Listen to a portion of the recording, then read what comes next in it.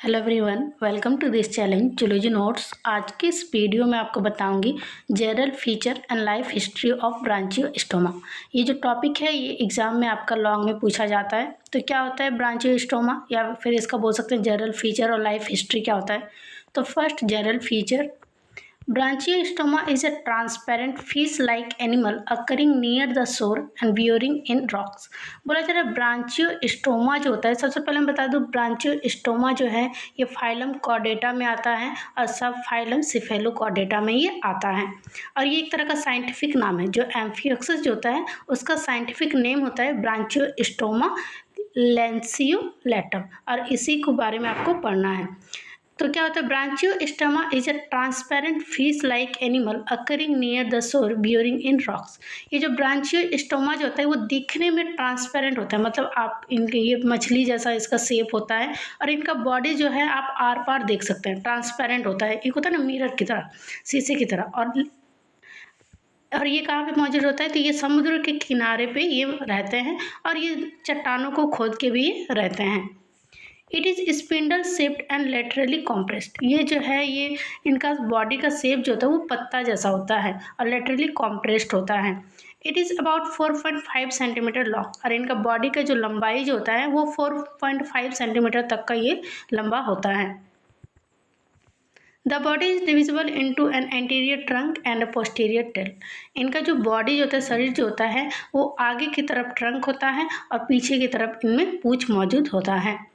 The dorsal and ventral fins are supported by a skeletal framework called fin ray boxes। इनका जो dorsal और ventral fin है, मतलब जो इनके बॉडी के आगे की तरफ लेफ्ट राइट में फिन मौजूद होता है और पीछे भी लेफ्ट राइट में क्या होता है फिन्स मौजूद होता है। फिन्स मतलब पंख एक तरह से बोल सकते हैं, जो उनको चलने में मदद करता है। ये एक तरह से किसके सपोर्ट से रहता है, तो ये स्केलेटल फ्रेमवर्क के सपोर्ट से वो रहता है। और इनको क्या कहा जाता है, इनको फिन रे बॉक्स कहा जाता है। और इनके जो फिन्स जो होते हैं वो यूज होते हैं लोकोमोशन के लिए, मतलब मूव करने के लिए, एक जगह से दूसरी जगह मूव करने के लिए फिन्स जो है वो यूज किए जाते हैं। The body wall is formed of many layers. इनके जो शरीर का जो वॉल जो है वो बहुत सारा लेयर से बना हुआ होता है। They are cuticle, epidermis, basement membrane, dermis, muscles and peritoneum. इनका जो इनमें क्या होगा, तो क्यूटिकल होता है, जो शरीर का जो लेयर जो होता है, मतलब जो त्वचा जो होता है वो बहुत सारा लेयर से बना हुआ रहता है, परत से बना हुआ होता है, जिसमें कि क्या होता है क्यूटिकल होता है, एपिडर्मिस होता है, बेसमेंट मेम्ब्रेन होता है, डर्मिस होता है, मसल्स और पेरिटोनियम होता है। इस फिगर को आपको यहाँ पे ड्रॉ कर देना है कि बॉडी वॉल ऑफ ब्रांचियोस्टोमा, उनका शरीर का जो त्वचा जो होता है वो कैसा होता है, दीवार।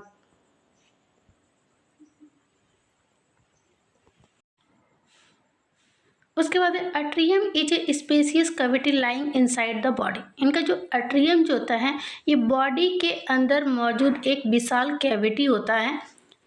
It surround the pharynx, oesophagus and the intestine. ये कहाँ पे ये घिरा होता है, तो ये फेरिंग्स, ओसोफेगस और इंटेस्टाइन के वहाँ पे वो रहता है। Coelom is the body cavity lying between the body wall and alimentary canal. इनका जो सीलोम जो होता है एक तरह का बॉडी कैविटी होता है, मतलब बॉडी के अंदर एक गुहा जो कुछ समा रहता है, घोर रहता है। ये कहाँ पे मौजूद होता है, तो ये बॉडी वॉल और एलिमेंट्री कैनाल के बीच में सीलोम मौजूद होता है। आपके पास उसके बाद आपको इस फिगर को ड्रॉ कर देना है। आप चाहे तो ये फिगर को आप 2 पॉइंट लिखने के बाद भी ड्रॉ कर सकते हैं।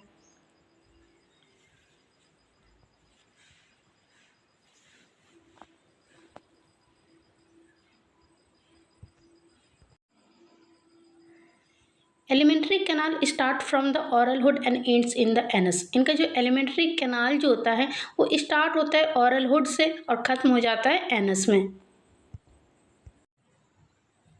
इस फिगर को आपको यहाँ पे ड्रॉ कर देना है। फिर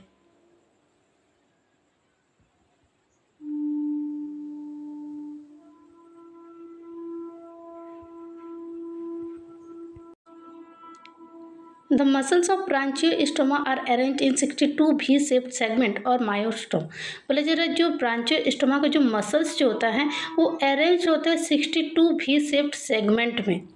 the notochord of Branchiostoma is flexible. उनका जो नोटोकॉर्ड होता है, जैसे हम लोग का रीढ़ की हड्डी होता है, उसी तरह ब्रांचियोस्टोमा का जो नोटोकॉर्ड होता है बीच में एक हड्डी जैसा होता है, वो जो नोटोकॉर्ड जो होता है वो बहुत ही फ्लेक्सिबल होता है, लचीला होता है।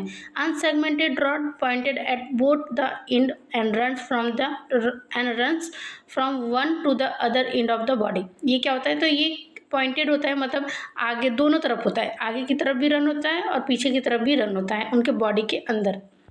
The blood of Branchiostoma is colourless. और ब्रांचियोस्टोमा का जो ब्लड जो होता है वो कलरलेस होता है, मतलब किसी भी तरह का कलर नहीं होता, वाटर जैसा इनका ब्लड होता है। ए डिफिनिट ब्रेन इज एब्सेंट। इनकी बॉडी में जो ब्रेन जो होता है वो एब्सेंट होता है। इनकी हिस्ट्री जान लेते हैं। ब्रांचियोस्टोमा वाज फर्स्ट डिस्कवर्ड बाय फ्लास इन 1778। बोला ये ब्रांचियोस्टोमा को पहली बार खोजा गया था फ्लास के द्वारा 1778 में। And he regarded it as a mollusc. और इन्होंने बताया कि ये जो है ये मॉलुस्क की गिनती में आते हैं, जिनका नाम इन्होंने लाइमेक्स रखा था। उसके बाद Costa named at it as Branchiostoma. उसके बाद कोस्टा एक साइंटिस्ट है जिन्होंने 1834 में इसका नाम ब्रांचियोस्टोमा रखा। उसके बाद life history. The sexes are separate but there is no sexual dimorph. इनके जो मेल और फीमेल सेक्स ऑर्गन जो है ये दो अलग बॉडी में पाए जाते हैं। किसी भी तरह का ऐसा नहीं होता है कि एक ही बॉडी में दोनों गैमेट्स मौजूद हो। The gonads are segmentally arrange. इनके गोनाड्स जो होते हैं, गैमेट्स जो होते हैं, वो सेगमेंटली अरेंज्ड होते हैं। There are about 27 pairs of testes in the male and 27 pair of ovaries in the female। क्या होता है, तो इनमें 27 पेयर ऑफ टेस्टिस मौजूद होता है मेल में, और फीमेल में 27 पेयर ऑफ ओवरीज मौजूद होते हैं। They are arranged in the fashion of one in each segment from 25 to 51 segment. और ये जो होते हैं ये बहुत ही अच्छी तरीके से ये अरेंज होते हैं। कैसे, तो 25 से लेकर 51 सेगमेंट तक। They lie in the lateral body wall projecting into the atrium। ये जो होता है ये lateral body wall की दीवार में atrium में ये projected होता है। When the sperm and eggs mature, the gonad rupture and the gametes are released into the atrium। जैसे ही sperm और egg जो है मैच्योर हो जाते हैं, परिपक्व हो जाते हैं, तो गोनाड्स रप्चर हो जाते हैं, टूट जाते हैं, और गैमेट्स जो हैं वो रिलीज हो जाते हैं अट्रियम में। From the atrium the gametes escape into the sea water where the fertilization occur। उसके बाद अट्रियम से क्या होता है, गैमेट्स जो है वो मतलब एक तरह से मुक्त हो जाता है सी वाटर में, समुद्र के पानी में, जहाँ पे फर्टिलाइजेशन होता है। Hence fertilisation is external. ऐसे हम लोग बोल सकते हैं कि फर्टिलाइजेशन जो होता है वो बाहर होता है। The fertilized egg undergoes cleavage and gastrulation and finally develop into an amphioxus. उसके बाद फर्टिलाइज एग जो है वो क्लीवेज से गुजरता है, क्लीवेज से होते हुए गैस्ट्रुलेशन में होता है, और लास्ट में वो डेवलप हो जाता है एक एम्फीएक्सेस में। उसके बाद आपको इस फिगर को ड्रॉ कर देना है। याद रखिएगा एग्जाम में अगर ये टॉपिक आपका लॉन्ग में आए तो आपको फिगर जरूर ड्रॉ करना है, और जैसे मैं लिखी हूँ वैसे ही लिख दीजिएगा, आपको मार्क्स बहुत अच्छा मिल जाएगा।